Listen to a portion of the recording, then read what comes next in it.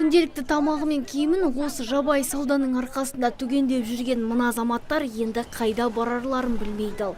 Бүгінге дейін қанша рет айыппұл төлеп ескерту алса да Қырғы базар маңын жағалаған саудагерлер отбасын қалай асыраймыз деп отыр.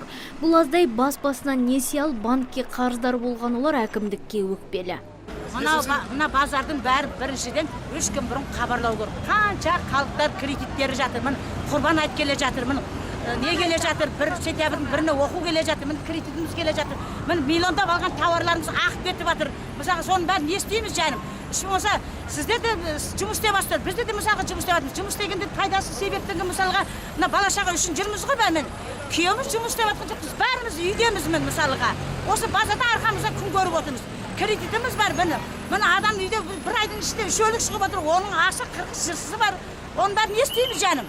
Талай рет ескерту алған саудагерлер бұл жолы әкімдіктен мұндай іс-әрекетті күтпесе керек. Төбесінен жай түскендей жанталасқан олар құзырлы органнан уақыт беруді сұрап отыр.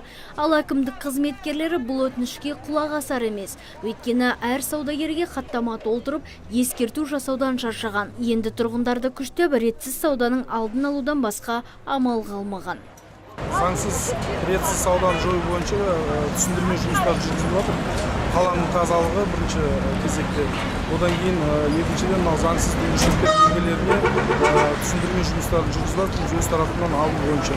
Оған жердің әкімшілік тарапынан және ЛПС жергілікті полиция, Әль Фараби ауданының жергілікті полиция тарапынан күнделікті түсіндірме жұмыстары жүргізіліп және ол бойынша айыппұлдар салынуда. Айта кету керек, бұған дейін осы Қырғы базарға 23 рет рейдтік жұмыстар жүргізіп, саудагерлерге ескертуде берілген.